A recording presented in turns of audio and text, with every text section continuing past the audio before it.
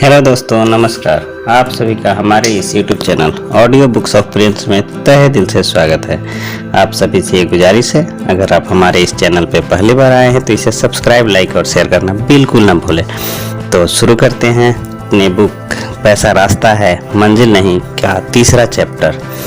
पैसे को दिशा दें और अमीर बने, मनी किलर से बचें।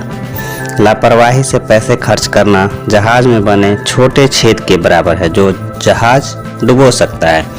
आप जिस चीज पर ध्यान देंगे वह बढ़ेगी, संवरेगी, स्वस्थ बनेगी।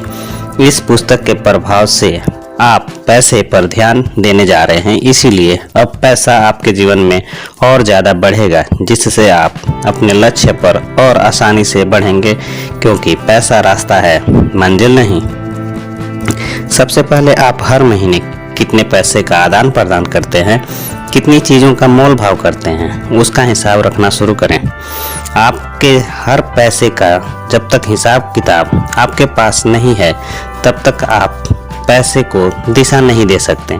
बिना दिशा के पैसा पैसा नहीं रहता, वह उड़ती चिड़िया बन जाता है जो किसी के हाथ नहीं आता।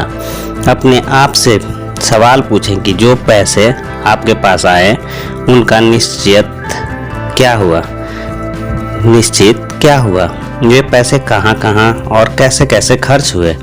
इस सवाल के जो जवाब आए वह आप एक कागज़ या हो सके तो उसे एक अकाउंट डायरी में लिख लें। यह कदम आपको एक नया दृष्टिकोण देगा। आपका पैसा आगे कहाँ जाए यह आप निश्चित कर पाएंगे। पैसा जैसे इंसान के पास बहुत समय है, लेकिन वह हमेशा समय की कमी की बात करता रहता है, कारण उसका समय कहाँ कहाँ खर्च हो जाता है उसे पता ही नहीं।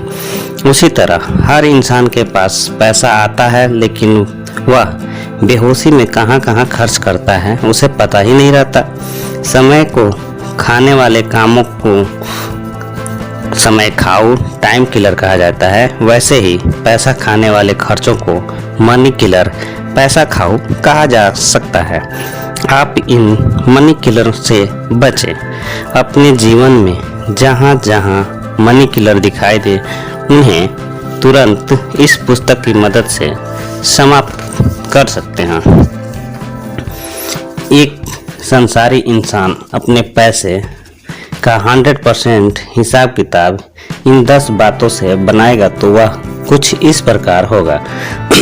सॉरी। नंबर 1, घर का किराया और टैक्स पे 20%, फोन तथा बिजली का बिल 10%, अनाज, किराना इत्यादि 18%, सब्जियां तथा फल 6%, कपड़ा मौसम के अनुसार ले लें तो 6%, बच्चों की स्कूल की फ़ी 6%, पेट्रोल डीजल या जो भी ईंधन 9%, दवाइयाँ 4%, मेहमान त्योहार इत्यादि 3%, छोटे छोटे खर्च 9%, यानी कुल 99% और बचत 12%। तो आप भी अपने पैसे का बजट बनाएं। पैसा निश्चित तौर पर कहाँ जा रहा है यह देखें और पुस्तक में दी गई जानकारी के अनुसार आर्थिक विकास करें, वरना आप एक दिन अचानक चौंक पड़ेंगे कि जितना पैसा कमाया वह आखिर गया कहाँ। या यदि आप सोच रहे हैं कि हिसाब किताब बनाना उन लोगों को आवश्यक है जो इनकम टैक्स भरते हैं या बड़े व्यापार करते हैं, तो आपकी गलत मान्यता है। हर इंसान को अपने पास आने और जाने वाली वस्तुओं की खबर होनी चाहिए, ताकि वक्त पड़ने पर तुरंत निर्णय लिया जा सके। खुद को भी देना सीखें। आप अपना पैसा दुकानदार, कपड़े वाले को, लाइट बिल के लिए दूध वाले को तथा न्यूज़पेपर वाले को देते हैं। इन जरूरतों के लिए सभी पैसा खर्च करते ही हैं, मगर आप अभी कभी अपने आप को पैसा नहीं देते हैं।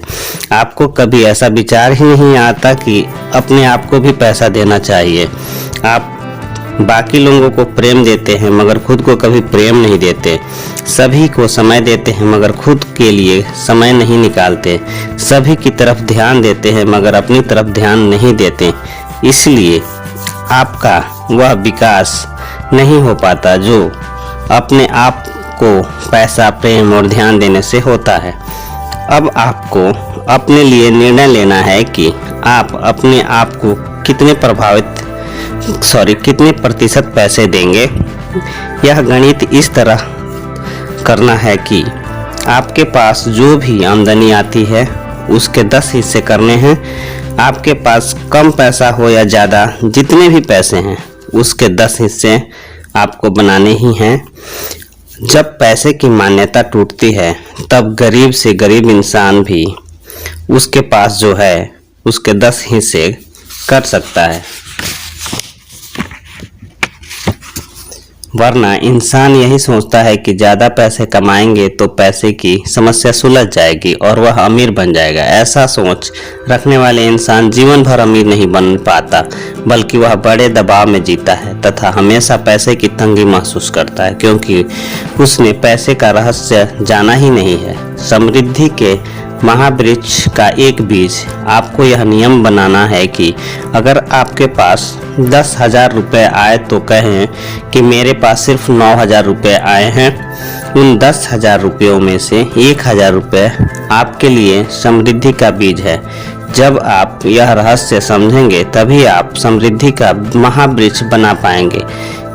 उस पेड़ की छाया में चैन की नींद सो पाएंगे, आराम से आनंद लेंगे, सत्य पर मनन और अमल कर पाएंगे। बजट आपका रक्षा मंत्री है। अगर आपने अपने लिए बजट नहीं बनाया तो देखेंगे कि पैसा आते ही आप चाहते हैं कि चीज़ें खरीदते हैं। आप जो नहीं चाहते वैसे चीज़ें खरीदते हैं, जैसे जैकेट, सैंडल, लिपस्टिक, पाउडर इत्यादि, और आप बिना कारण पैसे खर्च कर देते हैं। लोगों को पता नहीं चलता कि पैसा कहाँ जाता है। लोग कहते हैं कि हम कमाते तो खूब है मगर पैसा कहाँ खर्च हो जाता है। ये खर्च कहाँ हो जाता है यह हमें समझ में ही नहीं आता है। यदि आप अपना बजट लिखित रूप से बनाते हैं तो अपने लिए आपको फिजूल खर्ची, लापरवाही और मूर्खता का पता चल जाता है। बजट के विषय में हम कभी सजग ही नहीं थे। बजट बनाने पर आप देखेंगे कि सभी जरूरी कार्य होने के पश्चात आपकी बचत भी हो रही है। इसके अतिरिक्त आप जो भी दान पुण्य का कार्य करना चाहते हैं, विश्वास भी डालना चाहते थे, वे कार्य भी पूरे हो रहे हैं। बजट आपका रक्षा मंत्री है। यह आपकी इच्छा को तुच्छ इच्छाओं से बचाता है। अपनी उच्चतम इच्छा और उच्चतम अभिव्यक्ति की पूर्ति के लिए छोटी छोटी इच्छाओं से बचना चाहिए। जब आप बजट बनाएंगे तब यह बजट रक्षा मंत्री का काम करेगा। जब आप अपना बजट लिखेंगे तब आपको पता चलेगा कि आमदनी के 9 हिस्सों में कौन कौन सी इच्छाएं पूरी हो गई है। जब आप अपनी आमदनी के ऐसे 10 हिस्से बनाएंगे तब एक हिस्सा अपने लिए रखकर बचे हुए 9 हिस्सों में बाकी सभी खर्चे पूरे करेंगे। सभी को जो जो देना है वह सब उसमें बिठाएंगे। उसमें आप दान पुण्य भी करेंगे। जो जो बातें आप करते आए हैं वे सब बातें उसमें बैठने वाली है। बजट बनाने के बाद आप ऐसा नहीं सोचेंगे कि बजट में यह खर्चा नहीं बैठेगा, वह खर्चा नहीं बैठेगा। आमदनी के इन 9 हिस्सों में सब खर्चा बैठने वाला है। इसमें आपको सिर्फ जानकारी न होने की वजह से सब पैसे खर्च हो रहे थे। तो आपके पास कितने पैसे हैं इससे आपको कोई फर्क नहीं पड़ेगा कि फिर वे 10,000 हो या 100 रुपये हो। आपके पास जो रुपए भी हैं तो आपको उसके लिए 10 हिस्से करने हैं और उनमें से 10 रुपए खुद को देने हैं। उन 10 रुपए के लिए आप कहें यह मेरी जायदाद है, यह मेरा समृद्धि का खजाना है। ऐसा कहें कि 10 रुपए का क्या खजाना,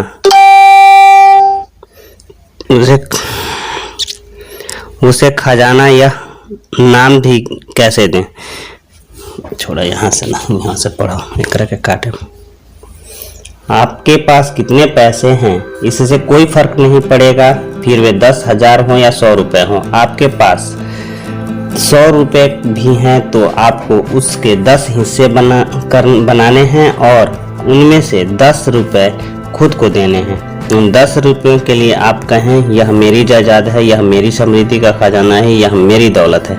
ऐसा न कहें कि 10 रुपये का क्या खजाना, उसे खजाना यह नाम भी कैसे दे। ऐसा लगने के बावजूद भी उन 10 रुपयों को खजाना ही कहें, क्योंकि यही समृद्धि के वृक्ष का बीज है। इससे ही आगे का रास्ता खुलेगा। लोग यह आदत नहीं डाल पाते या उनके माता पिता ने उन्हें यह आदत नहीं मिली है, इसलिए वे हमेशा पैसों की तंगी महसूस करते रहते हैं। आप जल्द से जल्द समृद्धि का महावृक्ष कैसे बनता है यह रहस्य जान जाएंगे। आज से ही अपने पैसे पर दूसरों के नहीं ध्यान देना शुरू करें और ध्यान की शक्ति से पैसे को मंजिल पाने के लिए राजमार्ग यानी सुंदर रास्ता बनाएं, क्योंकि पैसा मजबूत रास्ता तो है लेकिन आपकी मंजिल नहीं। पैसे को अपनी मंजिल पाने के लिए उपयोग करें, उसे वरदान बनाएं। पैसे की दौलत के अलावा प्रेम, ध्यान, साहस, निडरता, सेहत की दौलत भी प्राप्त करें। तो थैंक यू दोस्तों, मिलते हैं अगले चैप्टर में, तब तक के लिए गुड लक, बाय।